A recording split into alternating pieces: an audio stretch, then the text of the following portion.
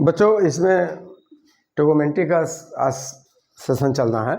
Trigonometry में बात करते हैं तो ट्रिगोनोमेट्री के लिए सबसे ज़रूरी चीज़ ये है, आपको राइट ट्रायंगल के बारे में जानकारी होनी चाहिए। ये राइट ट्रायंगल हमने लिया, इसका नाम सपोज ABC लिख देते हैं, ठीक है।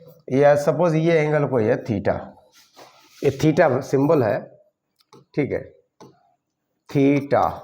अब इसके बारे में अपने लोग जानते हैं थीटा। अब ये जो साइड्स है एंगल के जस्ट सामने वाली साइड, इसको बोलते हैं अपोजिट साइड। अपोजिट साइड ये एनसीईआरटी में आपकी मेंशन है, और इसी को बोलते हैं परपेंडिकुलर।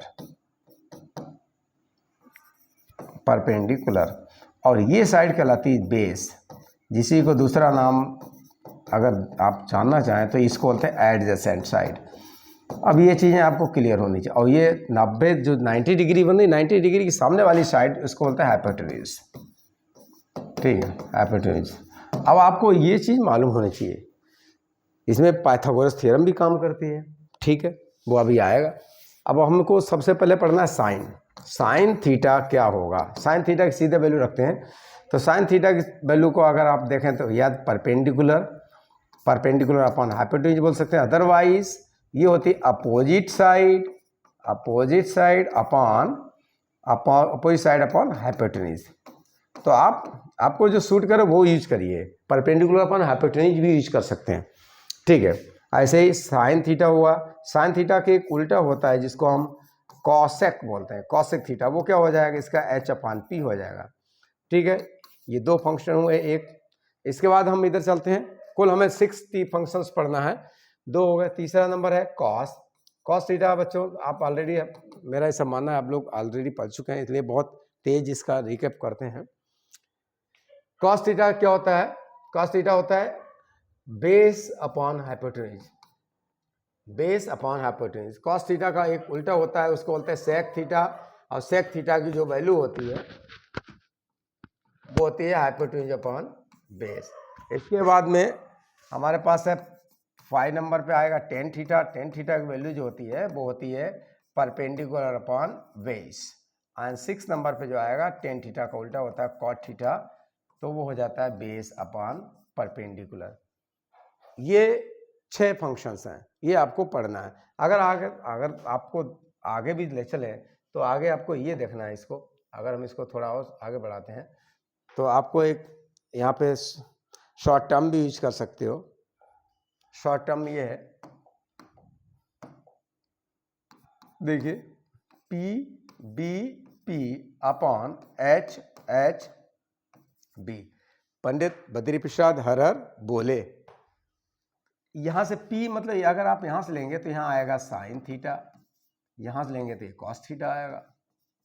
कॉस थीटा ये वाला रिप्रेजेंट करता है टेन थीटा।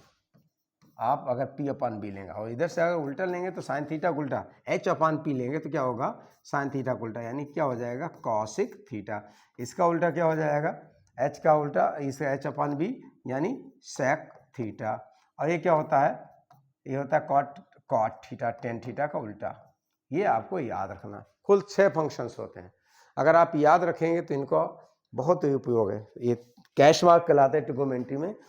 देखिए पहला यूज करते हैं कैश मार्क। आई होप आपको वैल्यू समझ में आ गई हो। पहला एक आप यूज करते हैं वैल्यू।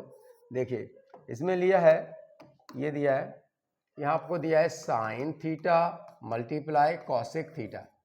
अब आप याद करिए साइन थीटा और कॉसिक थीटा की वैल्यू क्या थी? साइन थीटा की वैल्यू क्या लेते थे?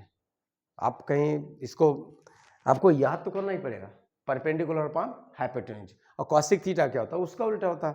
तो चलो उसकी वैल्यू डालते हैं, परपेंडिकुलर अपॉन हाइपोटेन्यूज हुआ और हाइपोटेन्यूज अपॉन परपेंडिकुलर हुआ। इसको अगर कैंसिल करें तो क्या हुआ? 1। इसको करें तो 1, तो 1 × 1 यानी 1। हमारे पास ये सीखने को मिलता है sine theta into multiply cosec theta, its value is 1। It means we conclude that we can write them in terms of, suppose cosec theta is there, we can write 1 upon sin theta। और अगर हमारे पास sin theta हो तो हम क्या लिख देंगे? 1 upon cosec theta लिख देंगे। एक आपको ये क्लियर होना चाहिए, ठीक है। दूसरा फिर से देखते हैं। दूसरा दिया हुआ है sin theta दूसरा दिया हुआ कॉस थीटा। अब कॉस थीटा को लीजिए, cos theta multiply sec theta. Cos theta sec theta एक दूसरे के उल्टे होते हैं। कॉस थीटा की वैल्यू क्या होती है बच्चे, बेस अपॉन हाइपोटेन्यूज, और इसकी वैल्यू हो जाएगी उल्टी यानी एच अपॉन बी। अब इसको कैंसिल करते हैं तो बेस से बेस कैंसिल हो जाएगा, 1 आ जाएगा, ये 1 हो जाएगा, 1 इंटू 1 यानी क्या हो जाएगा 1। तो आपको ये सीखने को मिलता है यहाँ पर cos theta into sec theta equal to क्या हो जाएगा 1। आपको लग रहा होगा सुनने शुरुआत में इंट्रोडक्शन नहीं दिया।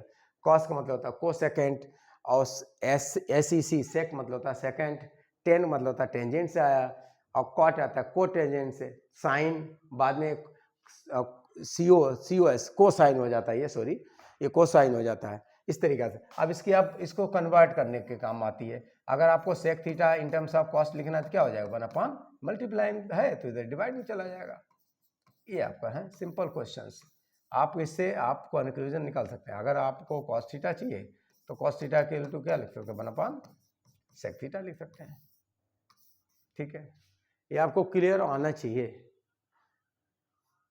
आगे चलते हैं, एक और आपका बचता है लास्ट में, वो है टेन। आपने टेन थीटा लिया, suppose tan theta multiply cot theta equal to क्या होगा, टेन की वैल्यू क्या होती है देखिए, आपको याद करना कराएं, P B P upon H H V. Pandit Badri Prasad हर हर बोले, लो भैया बोले, कॉस थीटा, और ये हो जाता है बच्चे टेन थीटा। यहाँ से क्या आएगा, यहाँ से आएगा कॉसेक थीटा, ये सेक थीटा होता है, और ये होता है कॉट थीटा, ये होता है कॉट थीटा, ये आपका कॉस थीटा होता है। ये लो मैं अच्छे से लिख देता हूँ टेन थीटा। अब आपको वैल्यू डालनी है, टेन थीटा इक्वल टू क्या होता है परपेंडिकुलर अपॉन बेस। परपेंडिकुलर मतलब क्या, एक चीज आपके फैक्ट मन में आना ही चाहिए। परपेंडिकुलर मतलब क्या, परपेंडिकुलर मतलब जिस एंगल के सामने आप हैं, जो आपको एंगल दिया है उस एंगल के सामने वाली साइड, जस्ट कीप इट, आपके ब्रेन में चलना चाहिए। समटाइम्स क्या होता है perpendicular upon hypotenuse, no doubt सही है, लेकिन इसीलिए एनसीईआरटी परपेंडिकुलर अपॉन बेस को सजेस्ट नहीं करती, क्या बोलते हैं opposite side and adjacent side. तो परपेंडिकुलर अपॉन बेस हुआ, और इसका उल्टा होता है बेस अपॉन परपेंडिकुलर। इसे कैंसिल करेंगे you will get same thing as we know earlier. Here tan theta multiply cot theta equal to क्या आया 1, ये आया। इससे अपने को ये सीखने मिलता है अगर कॉट थीटा लिख दें तो क्या हो जाएगा 1 अपॉन टेन थीटा, ये हो गया है ना। ऐसे टेन थीटा को रोक लेते हैं तो कॉट थीटा डिवाइड में चला जाए, क्योंकि मल्टीप्लाई में दिया हुआ है, ठीक है। तो क्या हो जाएगा 1 upon cot theta, 1 upon cot theta. अब एक और इसमें डिस्कस करना को बाकी है, tan theta in terms of sine theta. देखिए आप sine theta upon cos theta लेके चलो, sine theta upon cos theta. Sine theta की वैल्यू क्या होती है, आई होप आप लोगों को अब थोड़ा थोड़ा समझ में आया होगा। साइन थीटा की वैल्यू क्या होती है परपेंडिकुलर अपॉन हाइपोटेन्यूज। ठीक है, इस तरीके से लिखते हैं, एक डिवाइडर बनाया, ऊपर लिख दिया परपेंडिकुलर अपॉन हाइपोटेन्यूज। अब इसकी कॉस थीटा क्या होती है बेस अपॉन, अरे ऊपर तो लिखा है, ठीक है। देखिए तो ये क्या हो जाएगा परपेंडिकुलर अपॉन, न्यूमरेटर ऐसे रहेगा, डिनोमिनेटर की टर्म से एक्सचेंज हो जाते हैं, ये लो, तो ये कैंसिल हो जाएगा। क्या रहा आपके पास परपेंडिकुलर अपॉन बेस, और परपेंडिकुलर अपॉन बेस क्या होता है टेन थीटा। इससे हम ये सीखते हैं कि टेन थीटा कहीं भी होगा तो we can write what sine theta upon cos theta, यानी ये आपको याद रखना पड़ेगा। बस ये शुरुआत के बेसिक टर्म्स हैं, आपको याद रखना पड़ेगा। आपको कुल 6 टी रेशियोज याद रखना है, 6 T ratios. Sine theta equal to क्या निकला, साइन थीटा इक्वल टू अभी अपने अर्लियर सीखा है, sine theta equal to 1 upon cosec theta लिख सकते हैं, cos theta equal to 1 upon sec लिख सकते हैं, tan equal to 1 upon cot लिख सकते हैं। और यहाँ पे टेन को लिखा sine theta upon cos theta, तो आप कॉट को अपने आप चेंज करके देखिए, किसको कॉट को, आप कॉट थीटा इक्वल टू क्या होगा बताइए। वीडियो को पॉज करिए, आप निकालिए अपने आप।